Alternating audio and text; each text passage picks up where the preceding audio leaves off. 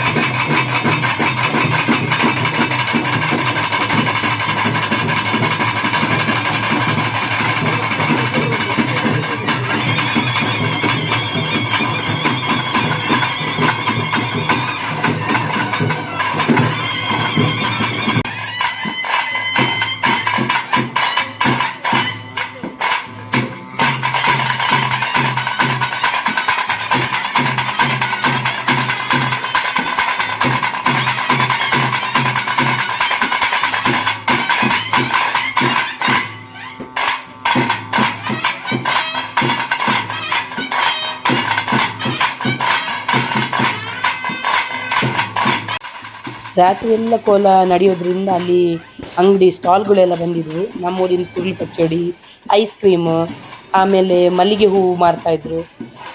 ತುಂಬಾ ಚೆನ್ನಾಗಿರುತ್ತೆ ಅದೆಲ್ಲ ನೋಡೋದಕ್ಕೆ, ಒಂಥರ ಜಾತ್ರೆನೇ ಅನ್ಕೋಬಹುದು. ಇಲ್ಲಿ ನೋಡ್ಬೋದು ಇವರು ಕೋಲ ಕಟ್ಟುವವರು ರೆಡಿ ಆಗೋ ಸ್ಥಳ. ಹಾಗೆ ಅದ್ರ ಪಕ್ಕದಲ್ಲಿ ಊಟದ ವ್ಯವಸ್ಥೆನೂ ಇತ್ತು. ನೋಡ್ಬೋದು ಇವತ್ತು ನನ್ನ ತಮ್ಮನವರೆಲ್ಲ ಊಟ ಬಡಿಸ್ತಾ ಇದ್ದಾರೆ. ಒಂಥರ ಪುಣ್ಯದ ಕೆಲಸ ಅನ್ಕೋಬಹುದು ಇದೆಲ್ಲ. ಎಲ್ಲ ವ್ಯವಸ್ಥೆನೂ ನೀಟಾಗಿ ನೋಡ್ಕೊಂತಾರೆ ಈ ಹುಡುಗರೆಲ್ಲ. ಹಾಗಾಗಿ ಅಲ್ಲಿ ಯಾವುದೇ ಒಂದು ಸಮಯ ಸಂದರ್ಭ ಬಂದ್ರೆ ಎಲ್ಲ ಒಟ್ಟಾಗಿ ಎಲ್ಲ ಒಂದು ಈ ಪೂಜೆ ಪುನಸ್ಕಾರನ ಎಲ್ಲರೂ ಸೇರಿ ಮಾಡ್ತೀವಿ.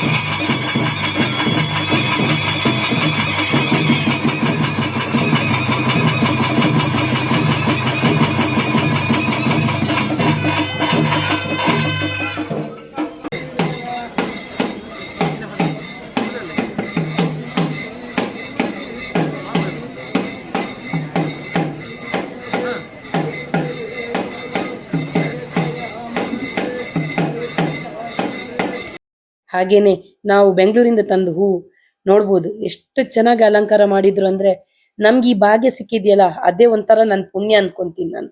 ವರ್ಷನೂ ಈ ಸೇವೆನ ಮಾಡೋದಿಕ್ ತುಂಬಾ ಖುಷಿ ಅನ್ಸುತ್ತೆ. ನೋಡ್ಬೋದು ಇಲ್ಲಿ ಇವಾಗ ನಾವು ಆ ತಾಯಿ ಹತ್ರ ಏನ್ ಬೇಡ್ಕೊಂಡ್ರುನು ನಮಗೆ ಆ ದೇವರು ಪ್ರಸಾದ ಕೊಡ್ತಾರೆ. ಅಲ್ಲಿ ಗಂಧ ಪ್ರಸಾದ ಕೊಡ್ತಾರೆ. ಆ ಪ್ರಸಾದದಿಂದ ನಮ್ಗೆಲ್ಲ ಒಳ್ಳೇದಾಗುತ್ತೆ. ಆ ನಂಬಿಕೆ ನಮ್ಗಿದೆ.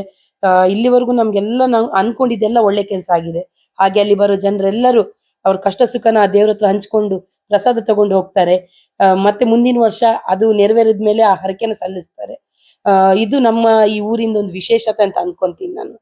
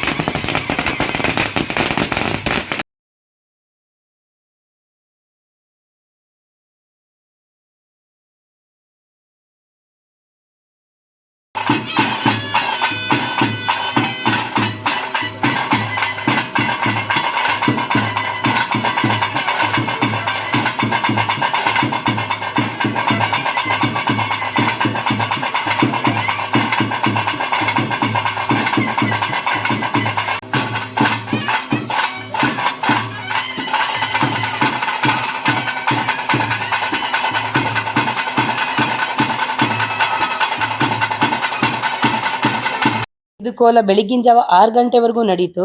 ನಾವು ಮಧ್ಯರಾತ್ರಿ ನಿದ್ದೆ ಬಂದಿದ್ದರಿಂದ 3 ಗಂಟೆವರೆಗೂ ನೋಡ್ಕೊಂಡು ಮನೆಗೆ ಬಂದ್ವಿ. ನಿಮ್ಗೆಲ್ಲರಿಗೂ ಈ ವಿಡಿಯೋ ಇಷ್ಟ ಆಯ್ತು ಅಂತ ಅನ್ಕೊಂಡಿದ್ದೀನಿ. ನನ್ನ ಈ ವಿಡಿಯೋ ನಿಮ್ಗೆ ಇಷ್ಟ ಆಯ್ತು ಅಂದ್ರೆ ಲೈಕ್, ಶೇರ್, ಸಬ್ಸ್ಕ್ರೈಬ್ ಮಾಡೋದನ್ನ ಮಾತ್ರ ಮರಿಬೇಡಿ. ಎಲ್ಲರೂ ನನಗೆ ಪ್ರೋತ್ಸಾಹ ಮಾಡ್ಬೇಕು ಅಂತ ಕೇಳ್ಕೊಂತಾ ಇದ್ದೀನಿ. ಹಾಗೆ ಮುಂದಿನ ವಿಡಿಯೋದಲ್ಲಿ ನಾವು ಸಿಗೋಣ. ಹೋಗಿ ಬರ್ಲಾ? ಬಾಯ್.